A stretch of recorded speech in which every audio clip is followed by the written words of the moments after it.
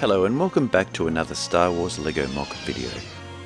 In this video, I'll be building and reviewing a really great Landspeeder MOC as first seen in Star Wars A New Hope, on the planet Tatooine. It was first used by Luke to find R2-D2 when the droid went searching for Obi-Wan Kenobi.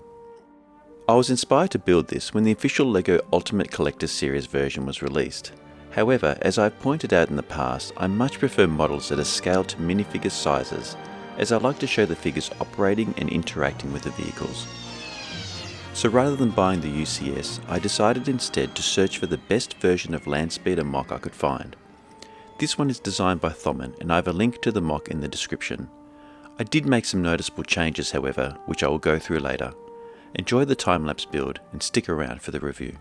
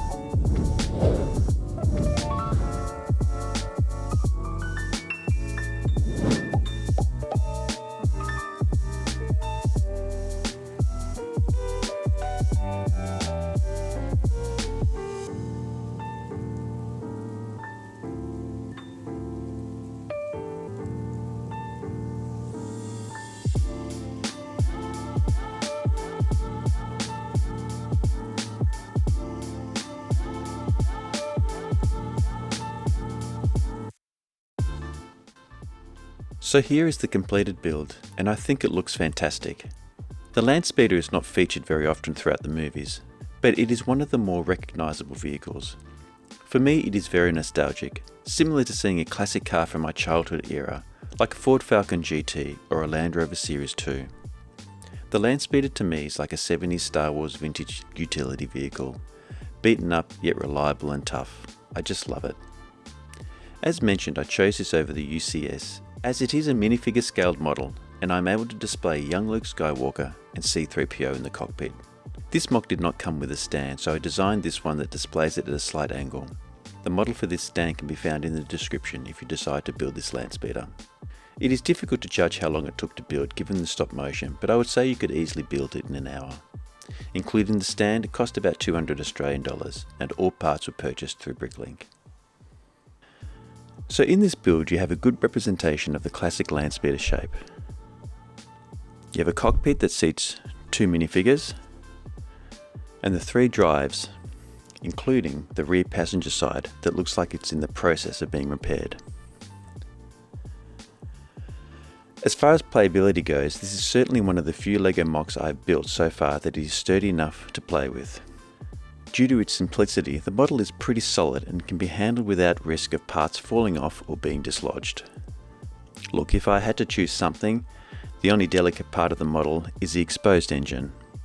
There are a few small parts here that could slip or fall off if the handling is a little rough, but nothing more than some of the components I've seen in official playsets. Lastly on this, you will notice that the minifigures do not snap in to the cockpit. There are no studs holding them in. Now this is not really an issue, given the vehicle is pretty much always remains horizontal, but they do move around a little bit. I could modify this a little, but I do like the design of the chairs, so I do prefer to keep it this way. As far as accuracy goes, this is excellent for its scale. Of course the UCS is much more accurate due to its size and range of bricks it is able to utilise, but for a minifigure build this is the best I've found. The main thing I like about MOC builds is the use of bricks rather than decals to show various details. This vehicle is quite beaten up, and rather than using a decal, they use grey and darker bricks to reflect damage. The scaling and shape of the vehicle is on point. The three engines are really well designed, and the only thing for me that stands out is the squareness here, where the engine meets the rest of the body. This should be a smooth, seamless shape, but I think at this scale it is a little difficult to replicate. The windscreen is a little bit more domed in the movie, but again this is the closest part and does suit this LEGO scale just fine. I did in fact make some minor changes to the design which I think make it a little more accurate. I prefer to extend the red line across the sides, as you can see in the footage. So I replaced the grey rounded plates with red ones. I also added some more colour changes along the side to reflect the worn look. I was, however, forced to keep these brown curved tiles as they did not come in orange, which I would have preferred in some places. Here you can see the stripe goes down the centre all the way to the front. So I changed the layout of the tiles a little to include this. I also added a 2x1 tile to this component at the front, which was originally just suggested with a round stud. Finally, I made some console changes. I always like to include control panels in vehicles for a more authentic look. So I made some modifications to include one as well as a lever. I also extended the tan interior all the way to the back, as I think it looks more authentic. Here you can see the mock-up I did in LEGO Studio. So in conclusion, I'm really pleased with this MOC, and with a few modifications, I think it is an excellent addition to any Star Wars LEGO collection. All the parts are available locally, and for the price I think it is great value. I hope you enjoyed this video. I've included a link to the MOC in the description, as well as a model of the stand. If you are new to MOCs and want to get into them, I have a couple of videos that introduce you to this wonderful hobby. So stay tuned for more MOC time lapses and reviews soon.